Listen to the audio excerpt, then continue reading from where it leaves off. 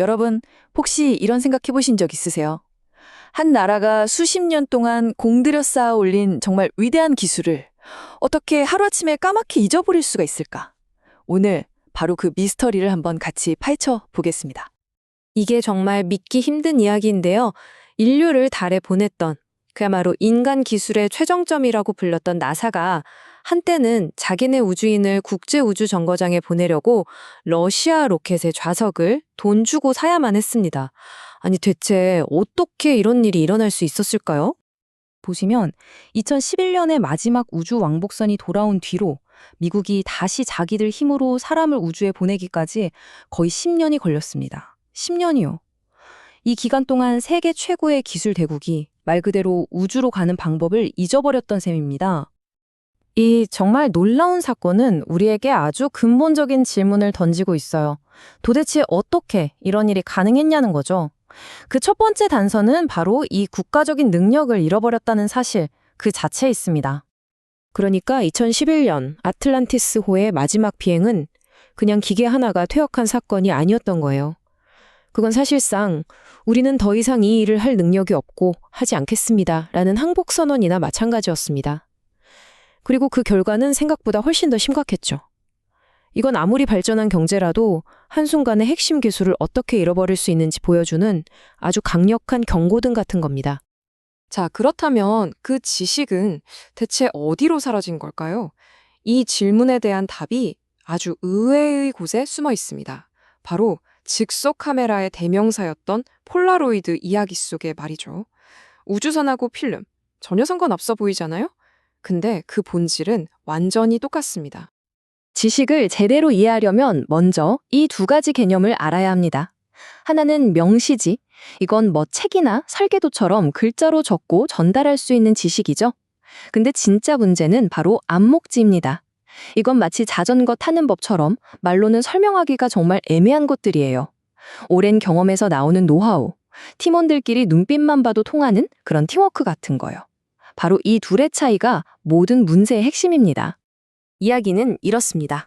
2008년에 폴라로이드가 필름 생산을 그만두자 임파서블 프로젝트라는 팀이 공장이랑 기술 문서를 몽땅 사들여서 생산을 다시 시작하려고 했어요. 설계도, 레시피, 기계까지 전부 다 그대로 있었으니까 겉보기엔 식은 죽 먹기 같았겠죠. 하지만 그들은 곧 문서에는 없는 어떤 유령과 싸워야 한다는 걸 깨닫게 됩니다.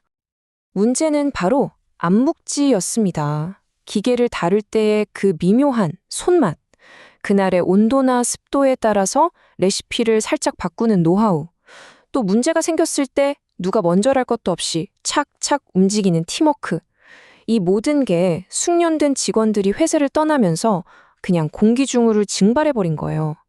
진짜 지식은 종이가 아니라 그걸 다루던 살아있는 사람들의 머리와 손에 있었던 거죠. 자, 그런데 이 폴라로이드 이야기가 그냥 흥미로운 옛날 이야기가 아닙니다. 사실 경제학에는 이런 현상을 아주 명확하게 설명하는 이론이 있어요. 지금부터는 지식을 얻고 읽는 과정이 얼마나 과학적인지 한번 들여다보겠습니다. 먼저 학습 곡선입니다. 이건 뭐 다들 한 번쯤은 들어보셨을 거예요. 아주 간단해요. 하면 할수록 는다는 원리죠.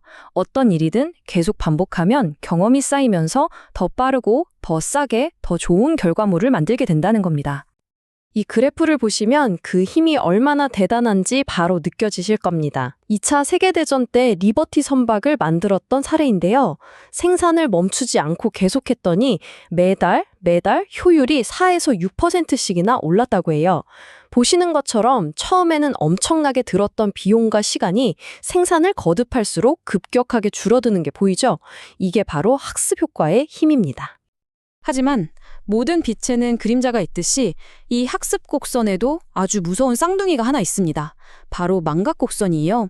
생산을 멈추거나 하다가 말다를 반복하면 조직은 배웠던 것들을 놀라울 정도로 빠르게 잊어버리고 효율성은 그대로 바닥을 치게 됩니다.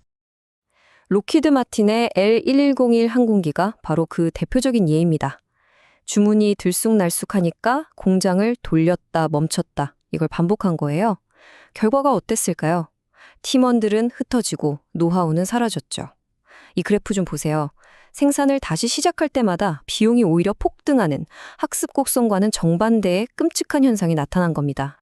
자, 그럼 궁금해지죠? 우리는 얼마나 빨리 잊어버리는 걸까?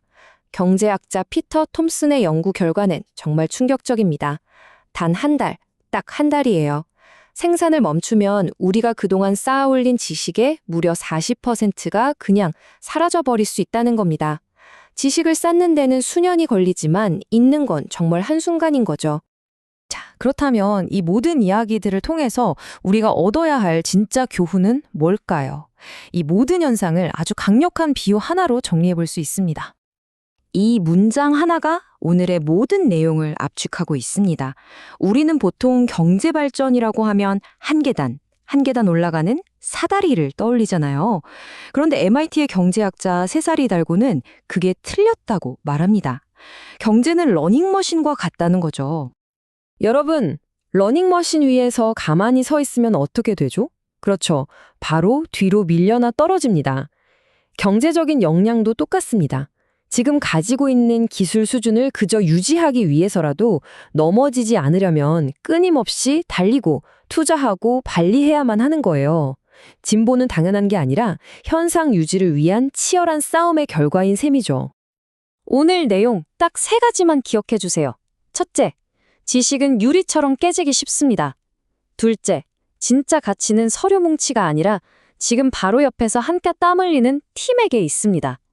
그리고 마지막으로 앞으로 나아가기 위해서가 아니라 단지 제자리를 지키기 위해서라도 끊임없는 노력이 필요하다는 사실입니다. 마지막으로 여러분 자신에게 한번 질문을 던져보셨으면 좋겠습니다. 여러분의 회사나 팀에서 저 사람 휴가 가면 큰일 나는데 하는 바로 그 사람 혹시 떠오르시나요?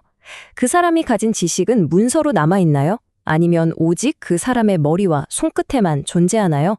이 경제 원리는 거대한 국가만의 이야기가 아니라 바로 우리 자신의 이야기이기도 합니다.